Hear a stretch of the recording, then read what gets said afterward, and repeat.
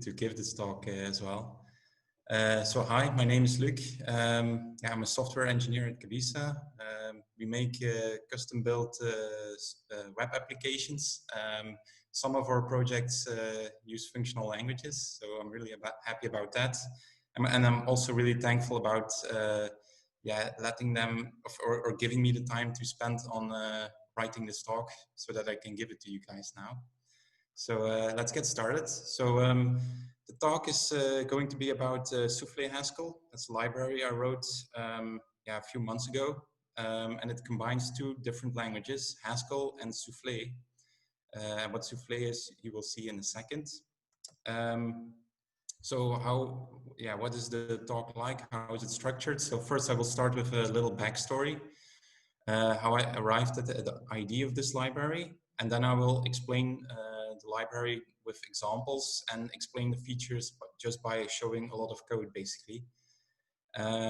And yeah, there's also time for questions. The talk is divided in a few parts, or you can just ask them at the end. That's also possible. So first, a little bit of backstory. So for the people who joined the call a little bit earlier, they already heard it, but I really care a lot about writing correct and robust programs. In the past, I've written some C++ before, some JavaScript, and it's just simply really hard to write correct programs in them. It's possible, but it requires a lot of discipline. And it stays easy to make a mistake. And yeah, I just want to go towards writing correct programs all the time. So yeah, during my quest, I came across the functional languages. And yeah, basically I was directly hooked because yeah, they try to tackle those problems in interesting ways. So I've used in the past Elixir and Haskell. Currently, I'm also using Elixir at my day job. Haskell, not yet, unfortunately. Maybe that changes in the future. And yeah, they both try to tackle errors in programs in different ways. So Elixir has the fault tolerance and robustness by always starting from a clean state. And it tries to isolate state from other parts of the program as much as possible. And yeah, on the other hand of the spectrum, you have Haskell, which, as you probably know, focuses a lot on the math side of things to try and make everything correct using math and simply not allowing bad programs with the awesome type checker that we have. So yeah, I spent a lot of time in both languages, and yeah, the last few years in my free time it was mostly Haskell because yeah, I was intrigued by yeah the category theory part of things, and yeah, I kept delving deeper into it. And yeah, Haskell is also widely used for compilers, so I also started diving into that. And yeah, nowadays I spend a lot of time tinkering on compilers. And yeah, you might end up wondering, like, why is or what is the compiler situation like for functional programming itself? Because languages like C and C++, they have extremely well optimizing compilers. The code you write, it's optimized away to almost nothing, but that's not the case yet for functional programming. So yeah, you might wonder, yeah, are there some people who are working on a solution like that yet? So I was looking on GitHub, and then I came across Grin. That's an experimental project. It stands for Graph Reduction Intermediate Notation. So it's a little bit like LLVM, which is another intermediate format that most other compilers use. But that's LLVM is not that well suited for functional languages, and Grin has as the main focus to be a nice intermediate format for functional languages that optimizes to really performant code as well. And yeah, I was completely, yeah, I was very interested in, oh, that's, yeah, how do they achieve all those things? And underneath the hood, they end up using Soufflé for complex analysis. So then I dove deeper into that. And before I knew it, I had a working first prototype, and it grew from there. So what is Soufflé? I'm not sure if, probably most people in this talk are not familiar with logic programming languages, and that's fine, because I will explain Soufflé from scratch. But yeah, Soufflé is a logic programming language. It's a data log, so it's a subset of Prolog. Prolog is Turing complete. But yeah, Soufflé is a data log, which basically means it's a subset of Prolog, so it can do everything that Prolog can do. But that might seem like, why would you want that? But it allows for some optimizations in data log itself, and that can make it really, really fast. But we will see more on what Soufflé is exactly in the following slides. It is used a lot for static analysis. So think of compilers, linters, things like that. Or security checks, things like firewalls. Or basically any graph algorithm. Yeah, Datalog is really well suited for that, as you will see in a minute. What you will also see is that it's really nice for rapid prototyping and experimentation. So you can write a super complex algorithm, you can iterate really fast on that. And that makes it really nice to use compared to how you would normally write, for example, a static analysis. Then you have to write a lot of details and keep track of a lot of state, but with Datalog, it's all managed automatically. And it's so high level, so you can iterate really fast. What I really like about Soufflé is that it's super fast. It compiles down to really efficient C++. The makers of Soufflé, they really went the extra mile to get it really efficient. So sometimes it even beats handwritten algorithms, well, that's at least what I've seen in their presentations. But yeah, it's really fast. And you can communicate with Soufflé via the C++ API that it provides, or you can use CSV files that are sent back and forth between your own language and Soufflé. So in a way you can see it like, in my case, I have Haskell running, and Soufflé is kind of embedded inside the Haskell code, and you can talk back and forth between the two. And my library tries to make that as easy as possible. So a really simple example to explain what Soufflé looks like in code. So first, let's imagine a problem. You have a graph problem, and you have a graph with a lot of different nodes, and you want to see which nodes are reachable from one another. And just take a moment and try to reflect, how would you build this in the language that you use for your day-to-day job? And it's probably not going to be that straightforward, because it involves probably keeping track of a lot of state. But in logic programming languages like Soufflé and Prolog, you can just write a description of your problem, and you will automatically get a solution. So if I go, before I go to the code, a graph, you can basically think of it as two things. So you have nodes, like A, B, C, and so on. And you have the connections between the nodes, and I call them edges. And if you go then towards the code, then it will look like this. So in Soufflé, you always have to define your fact data types up front. So we have one edge fact, and it takes two symbols. A symbol is basically a string. So with this edge fact, we can say, oh, we have an edge between A and B, for example, right?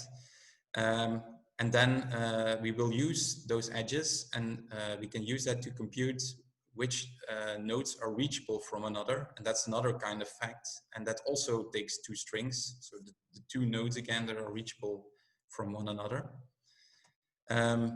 For each of the facts, you also have to say if it's an input or an output.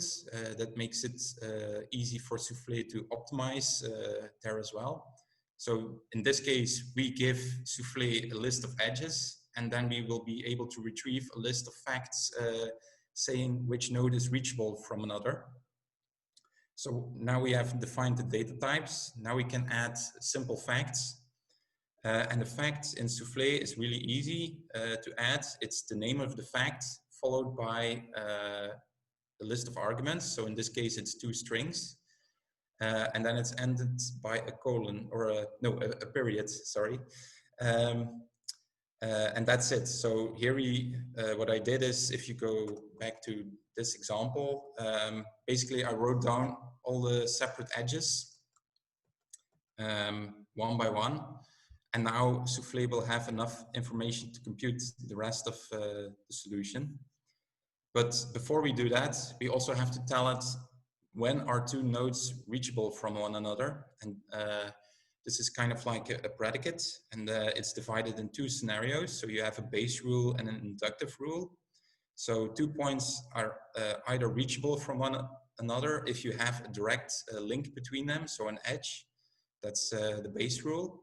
But also 2 points are also reachable if you have an edge to a third node in the graph, and if you can reach the second node from the third node. So yeah, if I can use my webcam, so you have two nodes, they're either directly connected to each other, or you have a third node and you go via there to the other one. That's basically what those 4 lines of code are saying. So as you can tell, it's really succinct, but yeah, it's a really expressive way of describing your problem, and it makes it really easy to find solutions for it. So yeah, that's actually quite a lot of the Datalog syntax already. So what does it look like in Haskell? How can we talk from Haskell with Soufflé? So first we need to enable some extensions. So this is not going to be a boring Haskell talk, I'm sorry, if that's something you like or want to achieve. Yeah, we need some extensions, but I try to hide them away as much as possible. But I do some type level tricks to get everything working correctly. Yeah, most of the library is imported via a single import. So yeah, it's language.soufflé. And then yeah, compiled. What that is, I will talk about later. So you have two modes of working with it, and compiled is one of them. But yeah, it's for both modes, it's the same. You do one import and then you have the complete API at your disposal. What you also need to import is GHC generics. So I use generics a lot in my code base. It simplifies the code a lot, also for the user side, because there's a lot of code generation going on. And it reduces the boilerplate by so much. So how do we bind to Soufflé? So picture the Soufflé file we just had open. And let's say we save it to a file like path.dl for Datalog. Yeah, on the Haskell side of things, what we want to do now is we want to create like a kind of an object or a data type that we can hang all of the relevant information onto related to the Soufflé program. So I make a simple path data type. It just has one simple constructor, no arguments, but that will be used later on. Then we also create the corresponding data types that we created in Soufflé, but now in Haskell. So symbols are mapped to strings, numbers are mapped to integers, for example, and yeah, there's a few more mappings. Those are all explained in README. The fact data types, they're basically product types with one constructor. records basically. And they all have to derive generic because further on in the code I will do code generation with it. So now we have this path, data type, handle, whatever you want to call it, and we have the set of facts, and now we want to write down how it's all related to each other. So I created a type class for facts, and it's really easy to add an instance for it. So you have to tell Haskell, is it an input fact or is it an output fact? I do that using type families. You don't have to know exactly how they work. If you just follow the example like I do here, then it will end up working normally. So you either write down if your fact is an input or an output or both. That's also possible. And you also have to give it, you also have to tell Haskell what is the name like in Soufflé. So for the edge fact, it's edge lowercase, and for reachable, it's reachable in lowercase. And then Soufflé also has enough, then Haskell has enough information about the facts in Soufflé. Also something I forgot to talk about, there's another type class, program, and using that type class, we can add some more information to our Soufflé handle data type, which is path in our case, and then we can say which facts belong to the program. So in our simple data log program, we have two facts, so they are edge and reachable. And let's just say that we save the file as path.dl. Then here we have to say that the program name is path. That will tell my library where it has to find the Soufflé file. And with these type classes, basically we wrote now a complete description of our data log program in Haskell. There's one more thing we need to do, and that's we need to be able to serialize the data back and forth. So from Haskell to data log and back. Before I used generics, this was really tedious and error prone, and now you can just write an empty instance declaration and it will generate the codes automatically for you. The Marshall type class, it's responsible for the serialization. So what we have now is we have a way of sending data back and forth, and we told the Haskell compiler what our data log program looks like. So that's basically everything my library needs to be able to use data log. So what does it look like?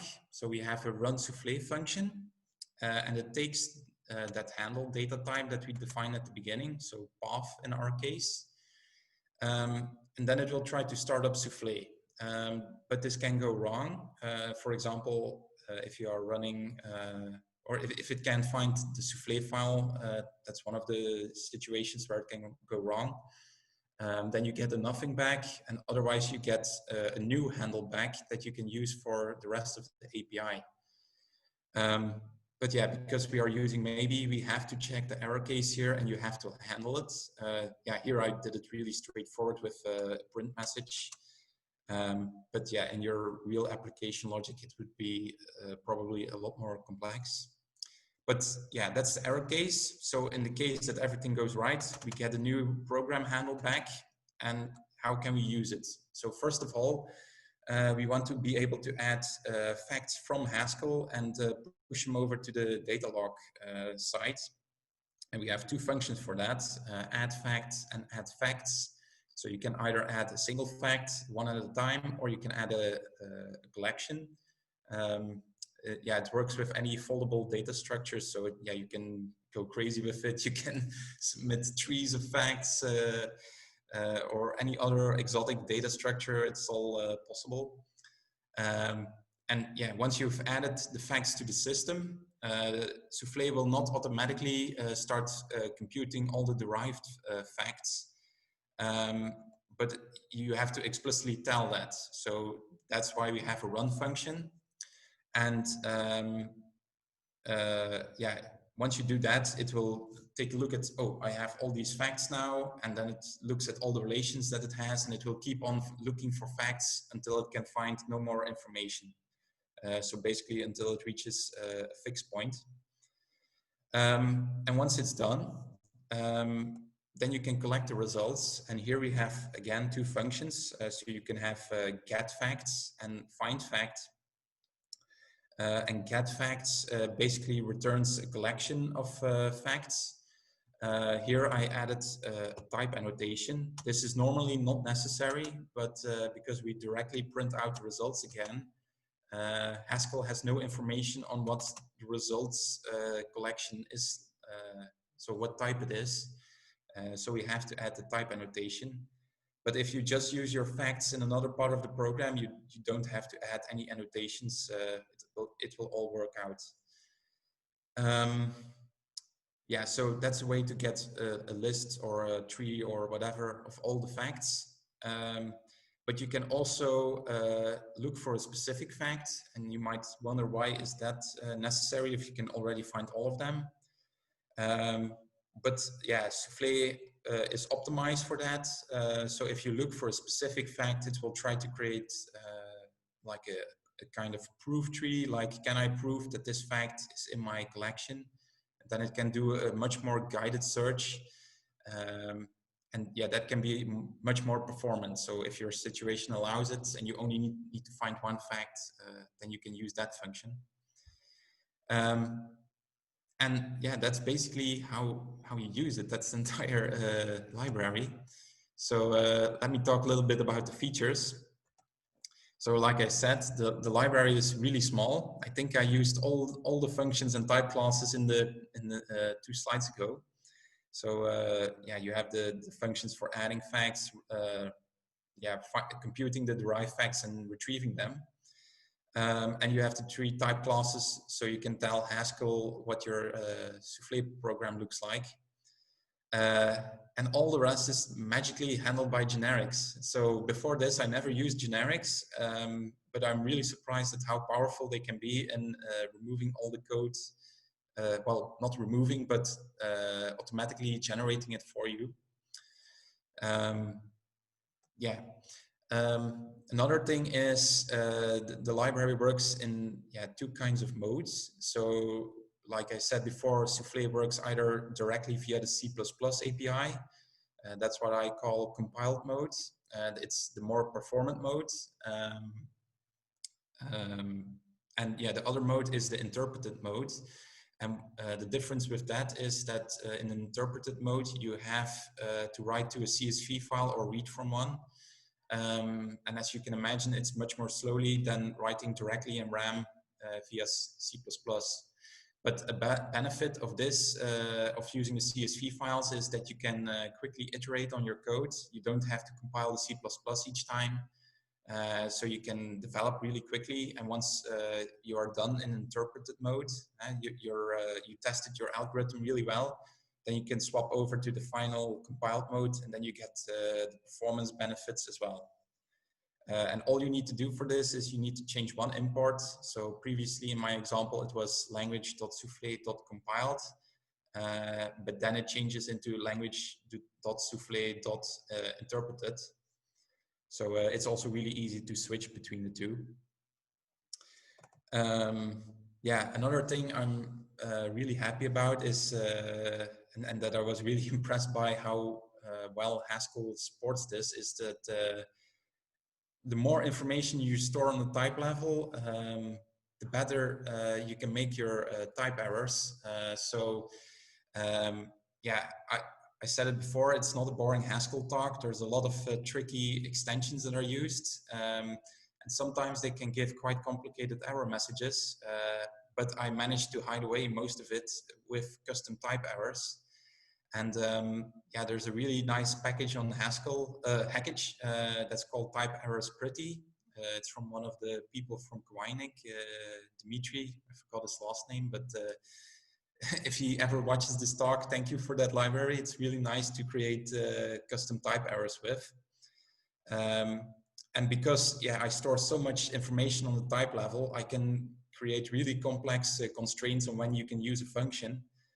And I can also write really focused error messages, hopefully guiding the user towards the right solution.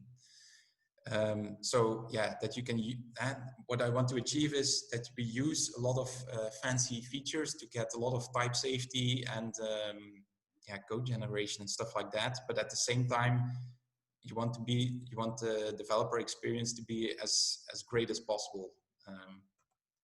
So this is what that can look like. Sorry for the wall of text. So basically what we tried to do here was, if you try to add a fact, so here at the bottom, we try to add a fact of type reachable, but reachable, if you remember, that's an output fact and not an input fact. And that's not allowed because Soufflé would just not take a look at it. So if you add a custom type error, you basically get your normal Haskell compile error, but you get another additional list item, I think you can call it, at the top. And then you get a custom description. So here it says, you try to use an output fact. You try to use an output fact of type reachable as an input, but yeah, that's not logical. So possible solution: change the fact direction of reachable to either an input or input output. Yeah, I can't completely predict what the user wants to achieve. Maybe they wanted to use a completely different fact. But I try to make the messages in such a way that it should make the developer think and figure out what the problem is. Yeah, here I did something else that's not supported. So if you, like I said before, the facts, they should be simple product types, so records. But if you try to make it a sum type, that's also not supported. So here you get a message saying, yeah, sorry, some types are not supported, only product types are allowed. And it also indicates where it goes wrong. So yeah, and this is only the beginning. I only spent like a really short amount of time on this, but you can go really far with the custom error messages. So yeah, I think that's something I still need to improve on in the future. But yeah, what we have right now, I think it's already a step in the right direction. Yeah, also another thing that the library provides is if you end up compiling your Soufflé to C++, if you take a look at the generated code, it's, yeah, first of all, it's really complex because there's a lot of heavily optimized C++ in there and a lot of templates and stuff. But it also includes some header files, and you don't want everybody that either directly depends on the library or transitively, you don't want all of them to install Soufflé. You just want them to have Haskell and that's it, right? So yeah, one of the Grin developers pointed this out to me. So yeah, thank you, Chaba, for pointing this out if you are watching. But what Soufflé Haskell now supports is it provides all the necessary header files. So as long as you have a C++ compiler, which you probably have on your development setup, then it will work just as it should. So I provide all the header files. They are bundled together with my package. And if you install my library, or if you install a package that uses my library, you automatically get all the headers. So you just build it like any other dependency. But this is only true for compiled mode, because in interpreted mode, there we need to use the Soufflé interpreter at runtime. So yeah, then you definitely need the Soufflé dependency. But yeah, I would just advise, if you have a working algorithm, port it over to the compiled variant, since it's only one line of code change anyway. And then you get both the performance benefits, and then it's also automatically completely hidden from everybody using your package. Yeah, and basically that was my library for, I think, yeah, up until a few months ago. But yeah, like I said before, I work on compilers quite a bit. So, and Haskell is also really good at compilers. So then you end up thinking, yeah, what would a DSL look like for souffle? So I ended up writing a DSL for it, and it enables some really cool use cases. So let's go a little bit deeper. So if I go back to the example I had previously with the graph and finding out if nodes are reachable from another, I think it's a really short example. And then we can have a small thought experiment and think, yeah, can we rewrite this completely in Haskell? And let's do it step by step and see if it's possible. That's also how I approached this initially, by the way. So, okay, we have this small piece of code. I got rid of the hard-coded facts. So let's see. First, we have our facts specific to this program. So we have edge and reachable. Each of the facts has yeah, a set of arguments that go into it, strings, numbers, and so on. And you have to know if it's an input or an output fact. But yeah, if you saw my Haskell code from before, we already have all that information for the normal usage. So then the question becomes, can we extract it from Haskell and generate all this code, all this data log code? And this is what it looks like. So now we have to derive one extra type class called fact metadata. Yeah, what this is, yeah, that's kind of detailed, but if you're interested, I would suggest looking at the docs of my library. But yeah, for the rest, it's not that important right now. Yeah, this, we already had this before. So we know for each fact, is it an input or an output, or is it both an input and output? And yeah, we also need to know what it will look like in the final code, in the generated data log code. Yeah, our edge fact compiles or will be translated into edge lowercase, and reachable will be translated into reachable lowercase. So basically, first we had a data log file and we binded Haskell to it. We were describing what it looked like, but now we are going the other way, and now we are still describing what it looks like, but we are also going to be using it to generate the data log code. So for each of the facts, we now know what does each fact look like. But all we still need is we need a way to convert this type level information back into the value level. And for now, let's assume that this is possible. Let's imagine a function called give me a predicate for, and then we use type applications. So predicate for is a function with 0 value level arguments, but it has one type level argument, which is the fact we want to create a predicate for. And if we can generate something, if we can think of a function that works like this, then we can start creating data log code in Haskell. And I managed to do this, otherwise I wouldn't be giving these, these slides. So another thing I want to highlight is this is a special monad. So it's not the IO monad or anything. This is like a specific monad for creating the DSL. Yeah, it's maybe a little bit too detailed to explain what it does, but basically you can write all your data log statements one after the other, and the monad will, at the end, if you run it, it will transform it into the data log code. That's high level what it does. But I can go a little bit deeper into that if you want, during the questions part of the talk later. Anyway, let's move on so you get a complete picture of what the DSL looks like.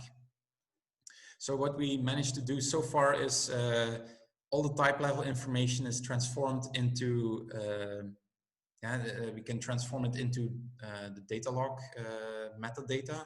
What do the facts look like? but we still have the logic itself. So hard-coded facts and like the edges we had before, or relations like the reachable relation. Can we write those in Haskell as well? So I took this piece of code again, and I tried to transform it. And yeah, Haskell is really nice here again, because you have overloaded literals. And yeah, then you can represent a souffle number as a custom data type. And in Haskell, it just looks like any other number. So in a second, you will see what that looks like. And for the rest, I only use functions and combinators. So functions that are basically used to glue together different parts of Datalog. And that's all you need to represent logic. So what does this look like? So yeah, if we have a predicate, then we can start combining it to form bigger programs.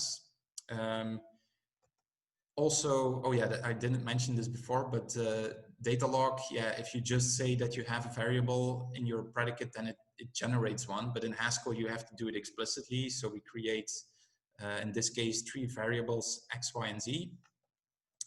And now we can start writing our predicate. So we have the reachable predicate, and that's actually a function. And the function is based on the shape of the type that the predicate is for. So edge was a predicate with 2 strings. So here it takes a tuple of 2 strings. And yeah, it ends up looking a lot like what Datalog looks like. It's like a little bit, yeah, cute little bit of syntax.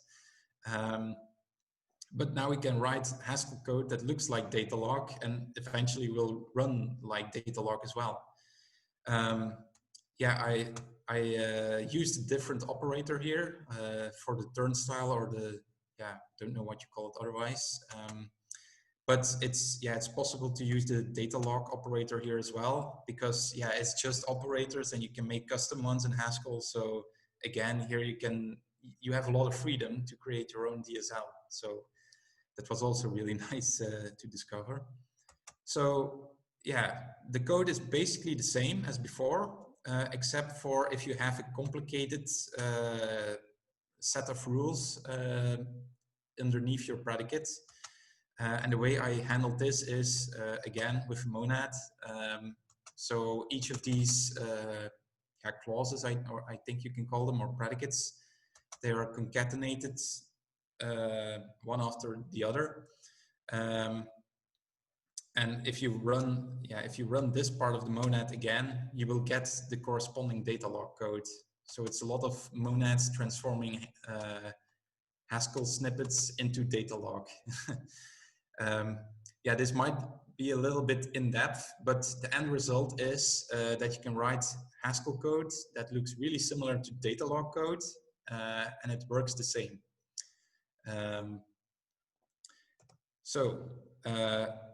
Yeah, also the way I built the DSL, this allows for some opportunities, because yeah, monads are highly composable, because you can say do this and then do this and then do this, and it keeps on composing. Like yeah, for us the monad is the DSL itself, so we are gluing pieces of code together. But for now, yeah, for this use case, it means that we can easily meta-program Datalog code. So I will give some examples of that. So if you write a lot of logic programming code, yeah, there will be some repetition. But yeah, we can abstract this away now with Datalog. So yeah, let me just go to the Haskell example, and then I can show you how we can write a generic predicate and then use it. So yeah, first off, let me skip over the type signature. I will come back to that in a second. So what we are going to be doing here is we have, if you remember before, you have the graph of nodes, and you have 2 nodes that are either directly connected or via another point. That's often called a transitivity property. And yeah, there's a lot of other properties as well, like symmetry, yeah, equivalence is another one. And yeah, you want to write those in theory only once and then keep reusing those, right? That's what you do in good software. So Soufflé has a separate mechanism for this, but because we are using Haskell and because of the amazing type system, we can write it in a generic way. And yeah, I didn't have to build anything specifically for it. We just use functions and polymorphism. So what does it look like? So let's say we create a helper function that I call transitive via. So one predicate, the first predicate is transitive via the second one. And then we can just create a new piece of data log code generically. For this, we will need 3 variables. Yeah, because it's so generic, we don't know meaningful names anymore. So I just call them A, B, and C. And then we can start using the predicates generically. So previously this was reachable and this was edge, but now they're abstracted away. Now it's just predicate 1, predicate 2. So either we have a direct relation between the two, or we go first to the third point in the graph, if you remember. So we go to C and then we go to B via C. So yeah, this is the transitivity property written down generically. This by itself is enough. So Haskell is smart enough to figure out what the type of this is, but I will show you the type anyway. This is probably the most complex signature for the entire library or for this entire presentation. But basically what it says here, you have to read it a little bit backwards. So we have 2 predicates. And then I have a helper type family that's called structure, and it can extract the structure of a type. So edge and reachable, if you remember, they both have 2 strings in their as arguments to their data constructors. So on the type level, I return a type level list of types. And here it says the structure is a list of 2 types, and the types are also the same. Or otherwise I would have to write T1 and T2 here. So we know that the structure of the first predicate contains 2 arguments of the same type. Then we also have to write down that the structure of both predicates is the same, and that's what we use the tilde for, if you're not familiar with type level equalities yet. And now Haskell knows enough information, and now it knows that the predicates are the same, and now you can use them in the correct way. If you don't add these constraints, then it will give you a compile error. But like I said before, if you leave this type annotation away, it will infer it automatically for itself. So yeah, whatever you feel comfortable with, you can use. And here you see also that it returns my custom DSL monad. Yeah, I won't go too deep into this because it's explained in the README, or I can answer it in the questions later. So yeah, it's a beast of a type signature. I realize that. But the code you can write is really easy, and what you can now do with it is the rest of the code becomes really short. Because we can create a predicate for edge, we can create a predicate for reachable, and now we can say that reachable is transitive via edge. So yeah, you can now reason on a much higher level, and I think this enables, yeah, this allows for even more complex programs to be written down more easily. And also, I didn't tell this before, but it's all type safe as long. Wait, let me rephrase that. So here in the type signature, it knows that it's of the same type. So the variables here, they also all have the same type. So if you introduce a number here, for example, then it would start complaining like, I can't. It does not type check. The number is not the same as this type T that we added here. So there's also a lot of clever stuff going on with type safety. hopefully so that you can only write the correct program. Yeah, you can still make some mistakes like swapping variables in places. But I try to prevent as much or as many errors as possible. So yeah, this is one benefit we have of writing data logs directly from Haskell. Another one is, yeah, we can, if we have a lot of repetitive code, we can abstract that away as well. Or, well, that was basically the first example, but this example is more about some features are not directly supported in Soufflé, but you can you can add them if you think of a way how to express that concept in terms of other concepts. So basically we can build our own syntactic sugar. So for example, yeah, it's a really easy example. If you have a Sudoku, yeah, if you don't know how those puzzles work, everything on the same row has to be different. All the numbers from 1 to 9 have to be different, and the same for the columns, and also the same for yeah, each of those squares of 9 items. But yeah, Soufflé has no direct support to say that a list of variables all need to be different. If you want to do that, you have to write them down one by one. And for small collections of variables, that's easy. But here, I think if you have 9 different variables, I think the amount of constraints you have to write down is n times n minus 1 divided by 2. And for n is 9, that's 36 constraints. So yeah, your data log program goes from this small thing to something huge. And yeah, that's really tedious to write down and also error prone. So yeah, can we use Haskell to piggyback and make this easier to write? And we can do that really easily. So what we do is we need some imports for, yeah, basically using list comprehensions. And we also want to use traverse because, yeah, it's always the answer. Yeah, what we do now, first we write a helper function, and this helper function knows nothing about Soufflé. It's the only purpose of this function is to compute the unique set of combinations of each of the elements in that list. So if we have pairs 1, 2, 3, it will generate all the possibilities. So for this, it will be 1 and 2, 1 and 3, and 2 and 3. Yeah, if you add more items to the list, yeah, this list will quickly become really massive.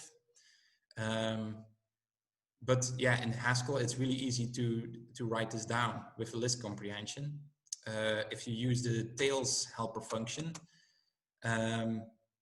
yeah, it computes each of the possible tails of a list. So for 1, 2, 3, you first get a list of 1, 2, 3, then the list of 2, 3, and then the list of just 3, and then the empty list. And that's each of those results, we destructure that because we want each time to compare or to make all the combinations of the first element with the rest of the list. So the rest of the list is, in this case, Y's. So we extract that again with another comprehension. And then we have the first element and each of the rest of the elements of the list. And then we want to return tuples for each of those.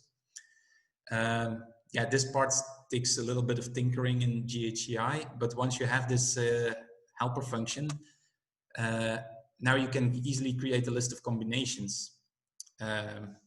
So, and like I said before, it knows nothing about Soufflé, so it's a pure function. It's really easy to test.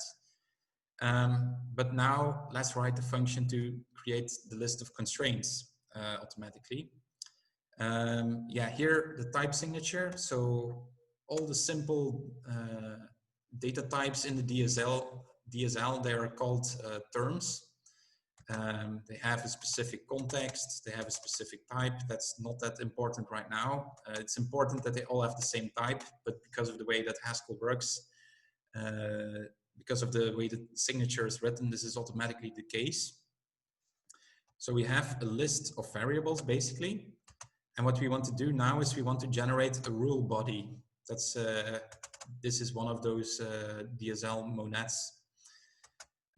So how do we do this? Yeah, first we compute the list of combinations using the pairs helper function. And then we can go over that list and just start adding constraints one by one. And for this, yeah, this function might be, yeah, this is the shortest one, but it might be a little bit hard to read. So we have the alternative version. So what we do is we traverse over this list of pairs, and the DSL exposes a lot of helper functions that are supported in, the DSL exposes all of the operators that are used in Soufflé and also a lot of the functions that are exposed in Soufflé. For operators, you have to prepend a dot at the beginning. So in Soufflé, you would just say exclamation mark equals for not equals. In my library, a dot is prepended to it. But basically what we can do is we can go over the set or the list of pairs, and then we apply a lambda function that for each of the tuples, it just says those variables are not the same. And the result will be that we create, we keep on appending all those constraints, and then it will automatically, yeah, the end result is that all the variables here will have to be different or it will not work, which is what is not supported by default, but it is now via this helper function. Yeah. So yeah, that last example was probably a little bit complicated, but yeah, what it basically boils down to is you can write custom Haskell code to generate any part of data log code. If there's a part tedious, you can refactor it away into some Haskell code, and this way you avoid a lot of code reuse. So what are the benefits of this approach? So yeah, we can combine the FP and logic part now both in Haskell. You don't have to go back and forth between files. It's all done in Haskell now. The data log program itself is a Haskell value. And because yeah, Haskell is great at transforming values, now it's also great at transforming entire data log programs. And this allows us to do code generation or implement new concepts. Or yeah, we can also reuse code with generic predicates. Some yeah, cons or limitations of using this approach is yeah, I supported a large subset of Soufflé, but not completely everything. So if you need that, yeah, you would have to go back to the approach we used in the first part of the talk. And I try to capture as much as possible in the type system, but not everything is captured there. So yeah, some of the errors you only find out when you compile the Soufflé down to C++. So yeah, that's something I still need to work on. Maybe I need to tweak the DSL a little bit. It will take some experimentation on my side. Yeah, and you probably also noticed that yeah, the code becomes more, it becomes shorter, becomes more generic, but it does become more complex. So yeah, if I hope to find ways to make that easier in the future, but I haven't thought of that yet. Yeah.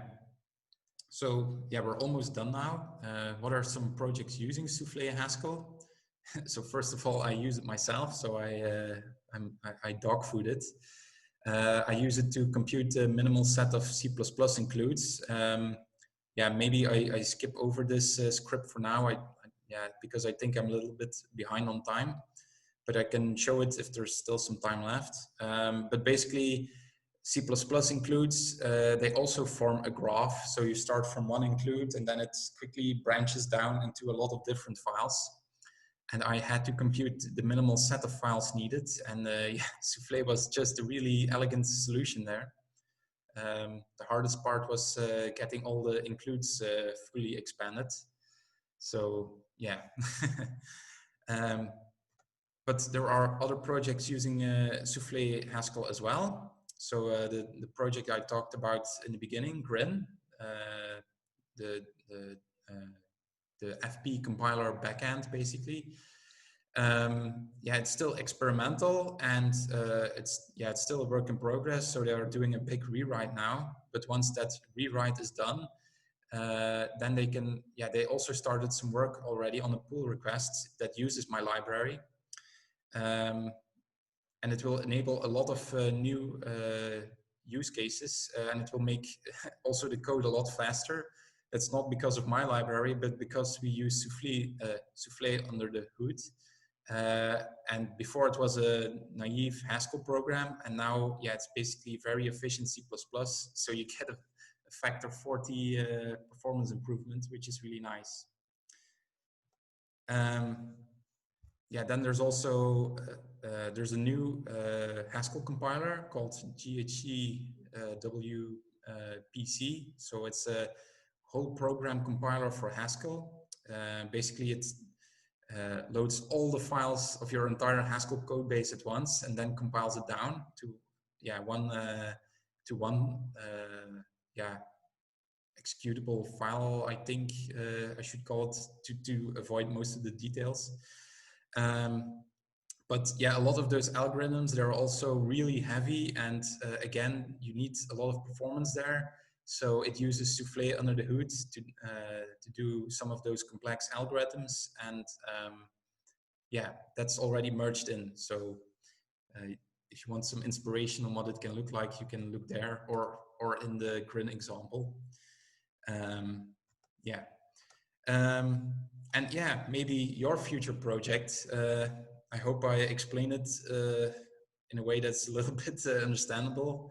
It's it's not the Haskell used is not that easy, I think, but hopefully with this talk and with the README and the documentation of the library, yeah, hopefully I inspired you to create some code with it. So if you have some ideas, please let me know. So in conclusion, yeah, I hope I managed to convince all of you that there's a kind of synergy going on between functional programming and logic programming. So yeah, functional programming is all about data and transforming data via functions. And yeah, in contrast, Datalog is about data and computing derived data with that. So you start from a set of data and you generate more data. Yeah, so in a way, Datalog is basically like the fuel to the engine, to the FP engine. And I think there are still many undiscovered opportunities. Like, yeah, I think it's really unexplored, and we should spend some time on thinking, hey, where can we use Datalog? I think you'd be surprised in which situations it can be useful. Yeah, something else while developing the library is that the Haskell type system is so amazing. Some of those things are just simply not possible in other languages. Also the compile time checks or proofs or whatever you want to call it. It's really nice, and yeah, I wish more languages had features like that. But that being said, yeah, combining Haskell and C++, it can be a little bit tricky with Cabal or Stack. So yeah, I think I spent quite a large portion of the library there as well. And yeah, I think that's also still a point of improvement for the future. So if you want to set up a Souffle Haskell project, yeah, often you need to spend quite some time in the Cabal file to get it configured correctly, because you have to configure the C++ compiler, the Haskell compiler, and you have to make it all work together. It's explained in the README, but it's still tricky. So hopefully I can make that easier in the future as well. Yeah, that's the presentation basically. So I hope you find it interesting. If you want to see more content like this, I tweet on Twitter about this, yeah, about functional programming in general, or about compilers. And if you want to know about the project itself, the GitHub link is also the one at the bottom. So I hope you liked it. There's also, one final link. So I uploaded this. Apparently that link is broken. I will fix that later. But at the top, if you remove this 33 at the end, maybe I can post it in the chat or something later. Then you can go through the slides again at your own pace if you want. And I will keep the talk uploaded until the end of times. So I hope you liked the talk. And if there are any questions, please let me know. Fantastic. Thanks, Luke. That was great. Amazing, amazing, Luke. Yeah, thank you. How long have you been working on this library? It's so polished. Well, it's also one of the things I like doing. So at work, you sometimes have time constraints, but in your free time, I really try to polish it, and I'm glad it pays off and it looks like that to you. But I don't know exactly when I started on this. I think it was somewhere in what was it, October last year maybe. And then I worked on it for a few months, and then I had the initial part done where you can just have a separate data log file and then a separate Haskell file, and you can go back and forth. And then I let it rest for, I think, 5-6 months. I was building other stuff. And then recently I got the DSL ID, and that also took me like maybe a month, maybe a little bit more. And yes, that sounds like a lot, but if you take a look at that file, the types are quite complex, and it took me quite some time to figure out how it clicked all together initially. But once the types click, you go so fast. So to answer your question, I think almost a year now. Yeah, it's just so like incredibly well kind of put together, and especially that work on the custom type message, like error messages, is just so good. It's amazing. And Haskell has a really good system for if you are a little bit familiar with type families and generics, you can create really complex queries on your data types, and you can use those as kind of type class constraints. And I use that to generate really focused error messages. So I learned a lot from this library as well. Before I never used any of those techniques, and now I will be using it a lot more in the future. That's for sure. Mm-hmm. Yeah, that it looked like it made it so easy to, and especially how it just appears at the top rather than replacing some of the other type errors. I think I'm gonna give that a go for sure. Yeah. Also, if you used generics before, sometimes the error messages can be really bad. Like, what am I even looking at? Like it just explodes all over the screen, and now it's all hidden away with a readable message. I think that helps a lot with the user experience. Can I just ask you a question, if that's okay? I just had a question about like how you use do you find it really easy to add things into the DSL now that you've got it? Like, if you know what I mean, like if there's something you'd normally write in the Souffle language and you want to write it in your DSL, is it kind of easy to add that in? So you mean like the generic predicates kind of thing, or I just mean kind of any feature from like the kind of the Souffle language that you want to lift up into your DSL, or is it kind of like totally complete? Or I was just wondering how easy that process is. That's not an easy question.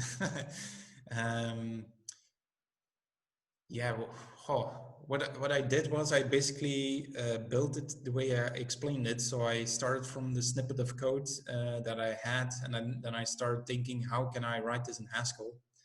The most difficult part was with the predicates, so the predicate for function, because yeah, that's the most difficult function in the entire library. It takes a type as an input and it gives you back a function as an output.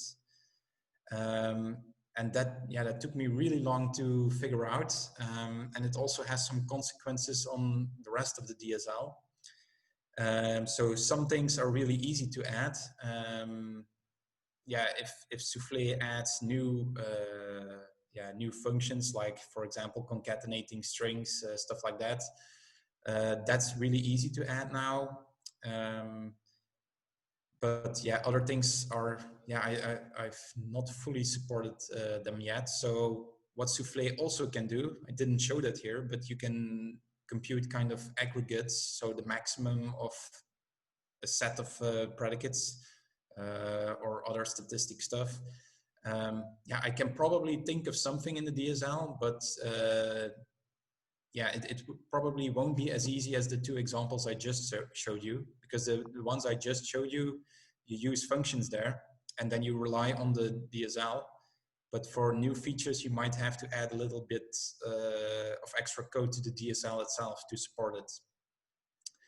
And there's also another part of the DSL regarding the type errors. So if you have literals or strings, and you can just use the Haskell overloaded literals for those, and it will type check and everything like you expect it to. But Soufflé also has like a wildcard kind of thing, the underscore, and I haven't found a way to tell the Haskell type system to make it type check in the way I wanted to type check. So for now, I'm a little bit more, I have a really relaxed check on that part. But it will, some things can fail if you compile them down to C++, but it's only a really minor set. And most things, they should give you a type error if you use them wrong. But that's probably a super detailed answer, maybe too detailed.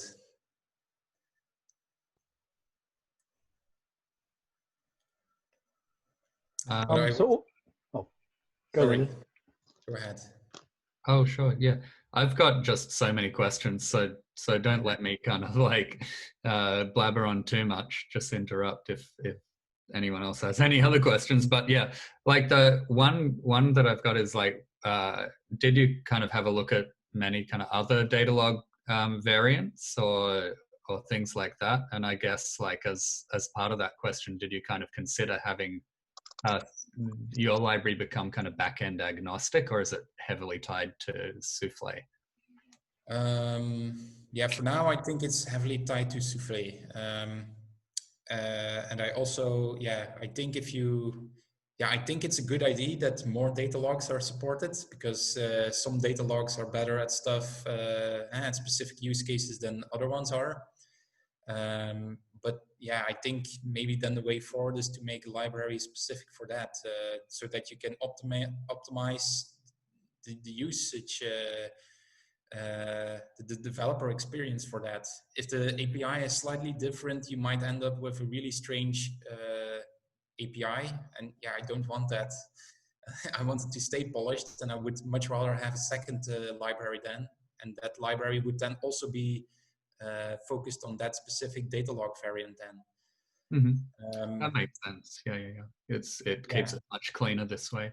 But I did have one thought that like you could almost kind of do a mock kind of native implementation of Soufflé, use Project T or something. Like it doesn't have to be performant, but that's actually, that could be possible. And then you could even do stuff like property-based testing, compared with the actual implementation.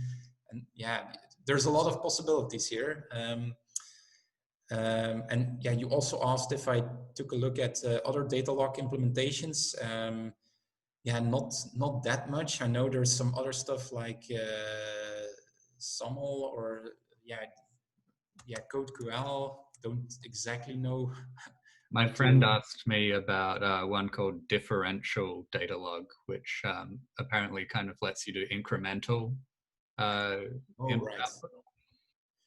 Yeah, so I think that Soufflé does not support it right now, but there's also, if you go to the Soufflé website, there's also a link to the Zulip chat that they have. And yeah, I made a thread there some time ago, not that long ago, and I asked what everybody was working on, and somebody was working on incremental computation using Soufflé. So with a little bit of patience, it will be merged in there as well. That'd be really super cool. Like one thing that kind of jumped out about that kind of monad where you can specify the kind of run instruction. Yeah. Actually, this question is like common to a lot of the DSL style stuff as well. Is like, what happens if you use that kind of more than once? What like are there any kind of issues with kind of double declaration of variables or double kind of predicates or double runs and things like that in the monad style syntax? Yeah, good question. So running it twice, that's okay. I also have a unit test for that. Yeah, that's mostly dependent on how Soufflé works. But apparently calling the C++ API function, the run function twice, yeah, that's perfectly fine. Yeah, I think if you take a step back, in the end, it's a pure function. And if you look at it from a certain perspective. But what happens, say, if you added some new facts before the second call to run? So if you call run once, it will have computed the first set of facts. And if you then add new facts, yeah, I don't know if it fully recomputes everything. I think it does right now. And I think the incremental mode will help there. But if you add new facts, it will take everything into account. So the second run will also give you all the derived facts based on the new input facts. That's awesome. Yeah, so that's the first part of your question, and the second part regarding the DSL. So if I go back a little bit, if I go back quite a bit, here, for example, there's nothing stopping you from using variable a twice, right? And underneath the hood, this is a really stupid function, and it returns a data constructor for variables with the name of the variable, basically. But I don't expose that data constructor. I only expose the monadic var function. And what this allows me to do, but this is all hidden away from the user. So the monad, the DSL monad, it also keeps track of a counter. So if you are trying to be smart and or make a mistake and use the same variable twice, it will append a number at the end of it. So then you would get A1, A2, and so on. There's also some other things that I had to keep in mind. And the cool thing about it is that Haskell automatically warns you of all those things because of incomplete pattern matches and stuff like that. But what if you have, yeah, this is a do block like any other. So you can just say do and then return units. That is technically correct, but in data log it doesn't make sense. Yeah, there's no conditions in my predicate. So what I end up doing there is, yeah, first you run the monadic block of code, then you get, as a result, you get a set of constraints back. But if that set is empty, then I completely optimize that predicate away, because it can never be true. And there's a lot of other tricks here, because yeah, what I only showed you today is you have a logical conjunction, so and basically in logic. So you have this predicate needs to be true and this predicate needs to be true. I think I skimmed over that a little bit in the beginning. But you can also have logical or, so disjunction, and also yeah, negation as well. And yeah, if when I compile the DSL from the Haskell value to the actual data log text, I do a lot of stuff there to make it. If I can simplify the logical formula, I do it. So yeah, there's a lot of cool things you can do there, and in theory, you could also, yeah, you can add a lot more stuff. That's I don't want to go too in depth, but yeah, you can do really cool stuff with this. Right now, I also want to just build stuff with this because yeah, I have this library now, but yeah, you also want to use it, right? Okay, can I just ask a really simple question? Is there some reason you have to put the variable name? Like, did you just want to have the names there in that var statement? So just, oh, just this, you mean? Yeah, that is possible. But if you add the name here, yeah, I didn't show this, but I also have a helper function for rendering it out to text before you compile it. And then you might want to have a somewhat readable description. And the way, yeah, because you enter the name here, I can use that same name in the generated code. And it goes, yeah, that's that answers your question, but there's another thing I didn't show. That's if you have a record type and if you have it, so let me write this down in the terminal really fast. So if you have, oh, I don't have GHC because I need, yeah. Anyway, if you have a data type like this, and you have first argument is an int, and then second argument is a string, for example, and if you then put deriving generic, and if you use this data type in the DSL, I go even further, and then you would get this. So you would get it would derive an edge fact, an X fact, and then it would say first arg is a number, and then you would get second arg is a string. So yeah, you can go super far if you have a lot of information on the type level. And I try to keep the generated data log code as readable as possible. So if the Haskell programmer puts a lot of time and effort into it, they should be rewarded for that as well. But yeah, there's so much to talk about, but I only had 1 hour to talk about it. So.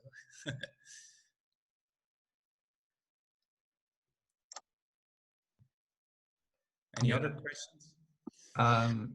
Yeah, I guess like you could have like an anonymous variable just by, you know, calling it whatever, since it's kind of like use counted anyway. But yeah, like when you gave that kind of example of the uniqueness kind of meta programming or whatever, it made me think like, yeah, there's no reason why you couldn't build up a huge kind of whole ecosystem of libraries of kind of these meta programming data log style techniques. Do you see yourself doing that, or do you want to kind of like hope that the community starts putting something like that together, or what are you kind of like anticipating? Yeah, so yeah, that's actually something I wanted to mention. So yeah, right now the slide I have open right now, it's a generic helper function, and yeah, the question is, do you want it to be directly in Soufflé Haskell, the library, or do you want something like a Soufflé Haskell Zoo kind of library, or where you throw in generic helper functions so you don't have to write them again? Yeah, right now I think I would favor towards that. So you have a separate library that depends on Soufflé Haskell. But yeah, it doesn't really matter too much. Yeah, it could be a separate module directly in the library or separately. But it's not there yet. And yeah, that's maybe something that could be built in the future. And if people want to help with that, great. Yeah, I like building stuff together with other people, especially in open source. You get to know a lot of new people. You get to learn a lot of new things, especially in Haskell, because there's just so much to learn. So if people want to work together on this with me, please let me know. I have a question about, maybe not specifically about the library, but just in general about graph reduction simplification algorithms. Like, I assume that that's what Grin is using under the hood to do whole program compilation of Haskell. I'm wondering if you've got any pointers to sort of graph reduction simplification sort of literature. I'm thinking of things like routing rules for hardware, like the sort of networks of things. That's sort of one domain area that I've sort of wanted a tool to sort of do graph reductions and simplifications that doesn't really exist. Yeah. Yeah. So how I got into this is via Grin, so the experimental FP compiler backend. But that code is written based on I think a PhD thesis. So if you go to the Grin repository, I can go there now. But if you go there, there's, I think, PhD thesis reference somewhere. There's also some other papers related to it. Here's a papers folder that you can look into. Yeah, this is more specifically for Grin itself and how it uses graph reduction to optimize programs. But what you can, for networking, I think there's a lot of stuff you can find online as well. If you just type it in Google, data log networking. I've also come across some Souffle presentations on their website, and they also they use networking in some of their examples. And yeah, just because of the way of how Souffle works, it computes a fixed point. So if in the reachability example, yeah, that's also a little bit in the direction of network algorithms, but you can write it down from the perspective of one router, for example. And yeah, it will automatically expand because of the fixed point property that Datalog has. So yeah, it takes some Googling, but there's definitely some stuff out there if you look for Datalog and networking and stuff like that. I hope that answers your question.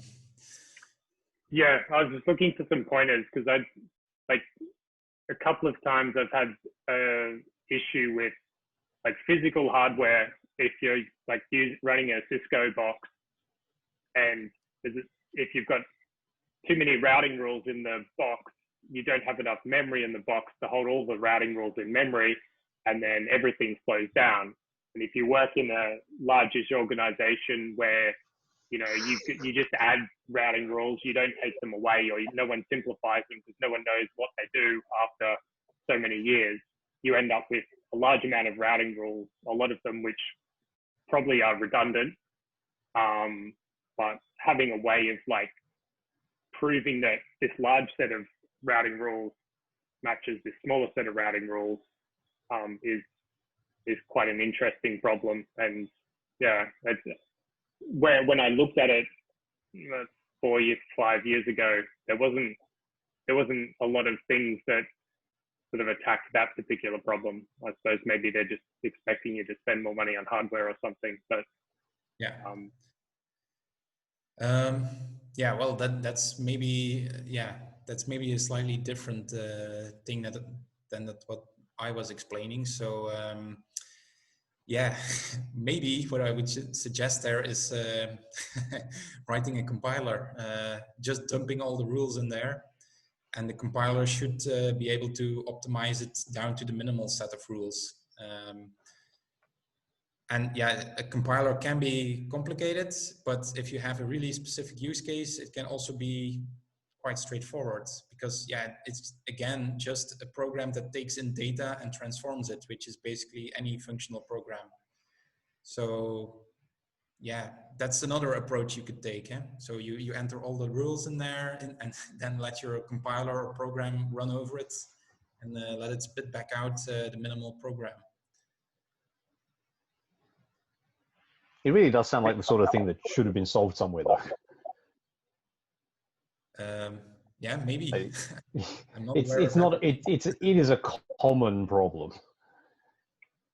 Yeah, it sounds like one of those class of kind of NP complete problems that you'd have a pretty good kind of non-perfect solution to somewhere, surely.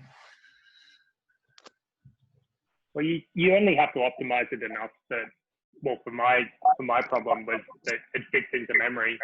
Yep. Because that was what the problem was. But you could have a more general problem of like, how do I get it to the minimal possible set of rules, which is similar but not the same thing. Like, Yeah. You only need a good enough optimization for it to be useful. Satisficing.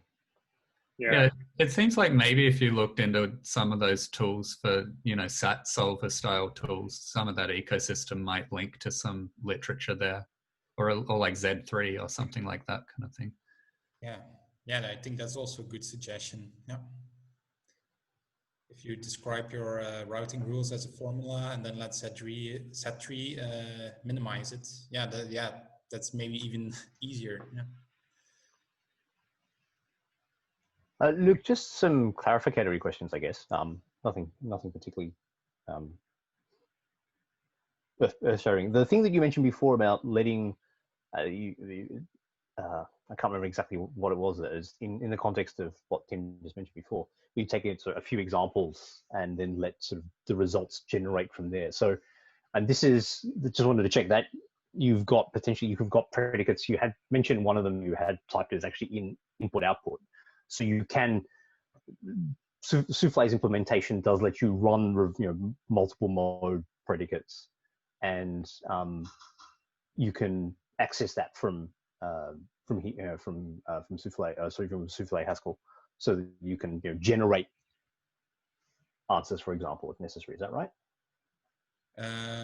So about the modes, basically what it boils down to is you have input, you have output. You can declare a fact to have both input and output type, and you can not declare anything that is used internally. My DSL also supports those 4 situations, but what it does underneath the hood is if you don't say it's an input or an output, then Souffle will not generate some part of the code. So if you don't say it's an input and you try to add it, it will probably not crash, but it will just disregard it because the code is not generated there. And the same for output. Especially the C++ API is a little bit weird there. If you use the interpreted mode, I just don't think it will generate the file. So a step back. So in interpreted mode, so if you use the Souffle interpreter, if you say it's an input mode, an input fact, then it will look for a CSV file with the name of your fact. If it can't find that, it will complain about it. And in C++ mode, it will just disregard the data if it's not there. If you say it's an output, then it will generate a CSV file after running it for interpreted mode. And if you don't do that, the CSV file is not generated. And in C++ mode, I think it works that you don't get any new facts back because Souffle does not know that it has to compute additional information for it. It doesn't know it's an output. So I think you should see it in the form of capabilities, like I want to use this as an input and I want to use this as an output, or both. But it supports both. I hope that answers the question. Yeah, I've got a little bit of experience from uni from doing some logic programming, and one of my now former lecturers was the implementer of Mercury, which is a logic programming language that was quite heavy on getting modes right and doing some other things that you can't do with Prolog. Yeah. So that was where that question was kind of coming from. It's more of a logic programming thing than the. Yeah, I've heard a little bit about Mercury, but I haven't used it yet. But the modes thing, I think it's different there. Yeah, Mercury modes are about the inputs and outputs of individual parameters to the predicate rather than whether the predicate itself is an input or an output. Or rather than declaring because we're declaring input and output as the facts themselves. Yeah, sorry, facts, yeah. Ah, right. And yeah, what's also different here is that in Prolog, you can just put a variable on the top level and in a query you have, and then it will try to fill in all the all the possible solutions. But that's not possible here because we have to explicitly serialize and deserialize. Yeah, that's by design. That's how Soufflé works. Yeah, and yeah, that as a consequence, you have to do it this way. You have to say, oh, I want to use it as an input or as an output. Okay. Sounds like it might be more a dialogue specific thing, so I'll have to read into that. Thanks. The other question I had was just to I'll make sure I've got a high level understanding better of what's sorry, thought drifted there. What's in Soufflé Haskell is just bringing over stuff that's making available stuff that's in the Soufflé implementation itself, and then the things that are things that are only in Soufflé Haskell. So you mentioned before, for example, you've got the on screen now the metaprogramming where having transitive via would be rendered down to each individual instance of transitive via that would be used in the Soufflé program, so you don't have to manually write it yourself. You mentioned some type checking stuff that's done here. That's sort of I'll say an example with one of the questions. So, what type checking happens here in Soufflé Haskell that Soufflé itself can't do? And then, are there any other categories of things that happen in Soufflé Haskell that are genuine extensions rather than just making it easier than would be, or easier to be correct than would be writing it in Soufflé itself? Yeah. That's a lot of questions. Yeah, I know, I'm sorry. No, it's fine, it's fine. Yeah, I think most of the library boils down to, not genuine new things, but using existing things in clever ways to get new things. Yeah. So you can see it as a form of desugaring. So so here, the transitive via, we can use a function here, but in the data log, it will each time get compiled down to a different transitive function. Well, it won't. No, I'm saying it wrong. It will get compiled down to this format, but then with all the predicates filled into the right places. Yep. But yeah, Soufflé does it differently. There you have something what I think is called components, and it's a little bit like generics in Java or other languages. But yeah, I chose not to implement it because Haskell has polymorphism, and apparently it can just work out of the box using just that. So yeah, I don't offer the complete API because some of the stuff, Haskell already does it for me, and then I'd rather have it done in Haskell than in Soufflé. Maybe there's a use case I'm overlooking that's possible in Soufflé, but not in my library. But for now, you get to find one yet. It might not be like a semantic use case, but it might just kind of reduce the code gen size or something if you just speculating. Yeah. And regarding the type checking, Soufflé is, like you saw, you have to define the types at the top, and Soufflé also has a type system of itself. It actually is a lot more advanced than what I just showed you. So you have algebraic data types, and they can be recursive as well.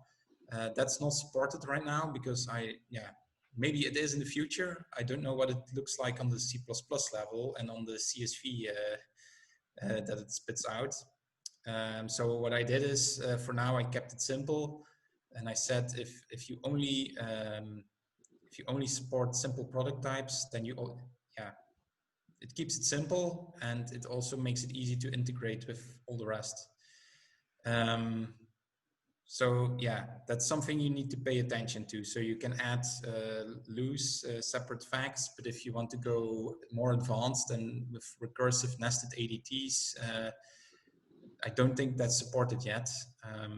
So yeah, be aware of that.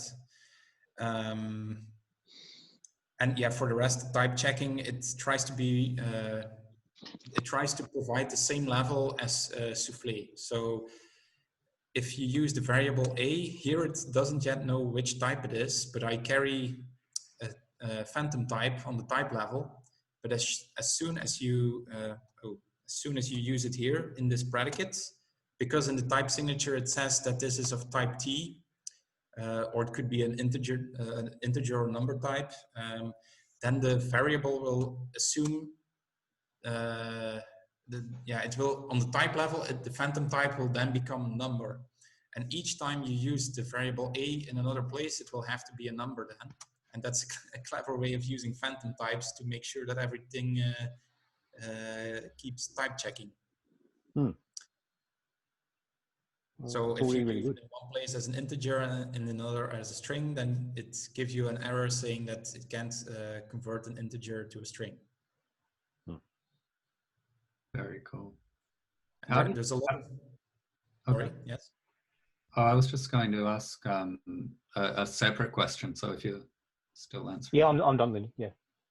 Oh yeah, yeah. How was your experience testing with this kind of like calling out to souffle? Because like I just had a little play around with your example, and it seemed like the output is somewhat unstable. Like you still get the same set of output, but it might change order. Did you find any issues like that, or it was mostly just smooth sailing?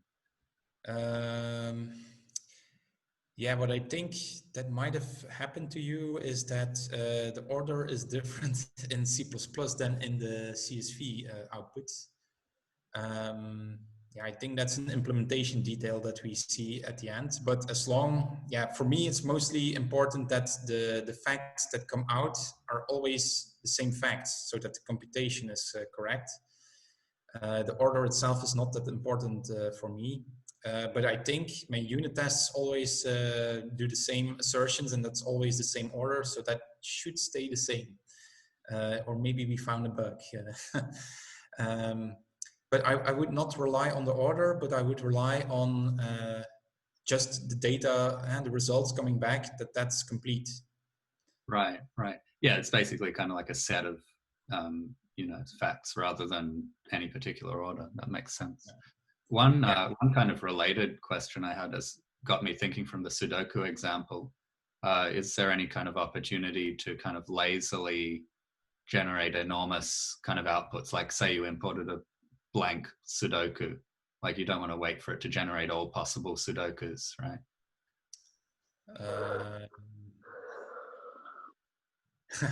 Yeah, I haven't tried it yet, but there are some cool things that I discovered when I was writing the Haskell layer for this library. So first I experimented with it using just C, because yeah, if you ever try to bind to a C++ API from another language, you're gonna have a bad time. So if you can call it from C, then you know that you can expose it as a C interface, and then it becomes easier. So yeah, the C interface was strict, and then I went to Haskell, and suddenly it became lazy. And then you could do, yeah, kind of strange things, like you could lazily iterate over your results, and then it would lazily call into the C++ code and lazily you get all kinds of strange synergies going on. I don't know if it's still lazy anymore. I think I made it strict just for performance reasons. And because, yeah, most of the time you need all the data anyway. But yeah, in the beginning, there were some strange things going on there. Yeah, I totally see a use case for laziness. So maybe even if that was like optional, that'd be super cool. Yeah. Yeah, and also working with the Haskell FFI, I didn't mention it here, but yeah, I had to use it quite a bit underneath the hood, but that's also really nice compared to what I had to do in other languages. Yeah, the type system just makes everything so pleasant to work with. Can I ask a question? Yeah. So I know about Datalog in regards to like querying databases. Does this have any like association with that? It could be. Yeah, well, right now I mostly showed CSV files, but I think it also has SQLite and a few other options. Yeah, you would have to look at the Soufflé documentation for that. But if you can write it down to a file, then you basically already have persistence, and then you also have your database almost. So what's different compared to SQL and stuff like that is you don't have the relational part of that. You just have the facts, and if the types line up and you write your query, then it's okay. So you can easily do multiple joins, and the data log is also optimized for that. So if you have an application with a very yeah, if it uses more like a graph model underneath the hood, yeah, then Datalog is almost a no-brainer because it uses also the graph approach underneath the hood. Cool. Yeah, and there are some projects using Datalog for querying everything. So, but that's more, the one I know is from Clojure. So you have Datomic. And it uses Datalog for the query language. It does look quite different because it uses more Lispy syntax, but yeah, in the essence, it's all the same. It's just different syntax.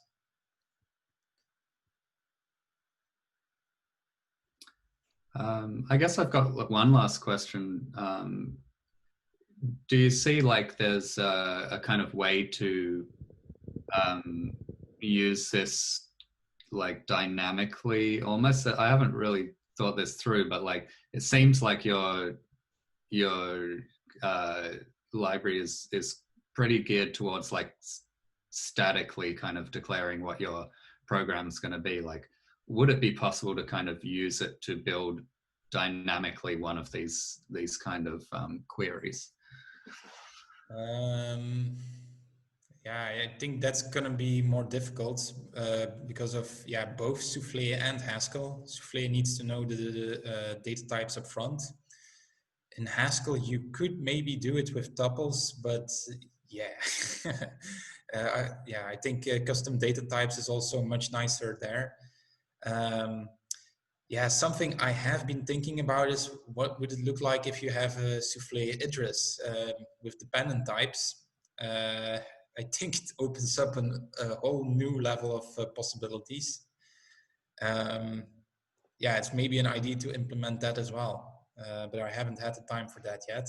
Yeah, but, I guess like the gears got turning in my head because I was thinking about how it might interact with like a GraphQL kind of style ecosystem, and yeah, like it could easily work if you know your API statically, but like trying to use it dynamically might be tricky. Yeah. I think so. But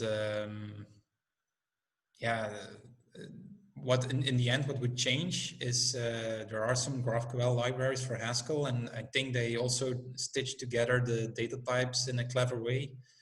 But yeah, the only thing that would really change, I think, is how you get the data. So normally it would be SQL or SQL then, and now it would be Datalog.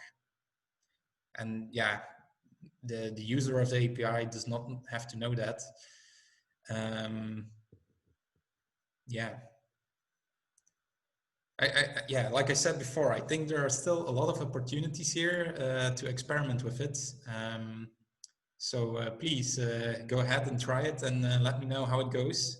you know my Twitter handle. And yeah, if there are any more questions, you can always ask them there. Here, let me go. Yeah, here.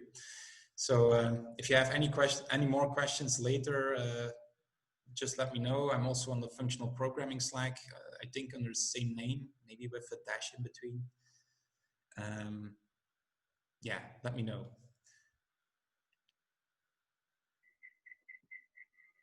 I have one more question. Oh, go Tim. No, go. I'll keep this as the last question as well. I think it's time to let everybody enjoy the rest of their evening or day in Luke's case.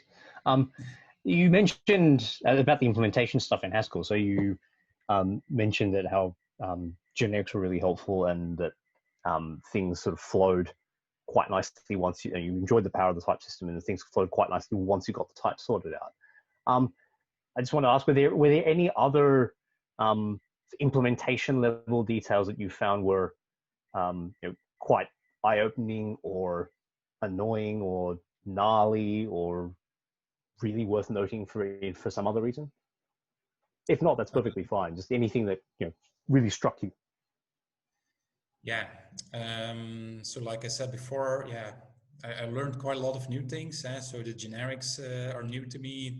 Custom type errors are new to me, and those were really pleasant to work with. If you use the package that I also use, which is type errors pretty, you get like type level combinators to stitch your error message together. So yeah, that was really fun to do. What was difficult for me was just getting the C++ code to run directly, to just run from Haskell is quite difficult because you have to embed it somehow. And I think I spent most of the time not on those 6 functions, but on actually getting the C++ to run correctly and not have a segmentation fault every time. So yeah. Trust me, I went through quite a lot of things there, and you don't want to do that. But now it's all figured out and provided by the library, right?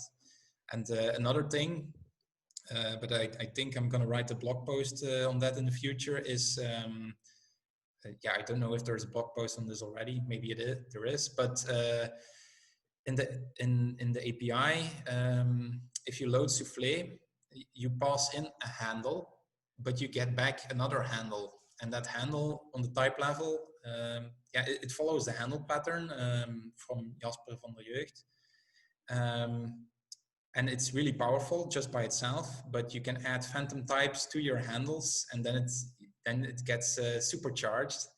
And I use that trick in pretty much every function because I carry a lot of type information on that program handle, and I can use that to generate the custom error messages. Because you have data on the type level, so you can query it using some type families and other tricks, and then you can give very focused error messages. So, but yeah, that by itself could be a talk or a blog post. So yeah, stay tuned for that.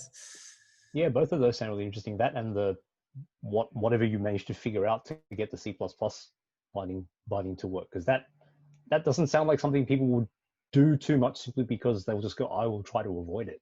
In this case, there was no choice in order to get it to work. So that sounds to me, or maybe other people, I haven't heard of any examples of people writing something as a guide or here where the dragons are for people who want or need to go that way.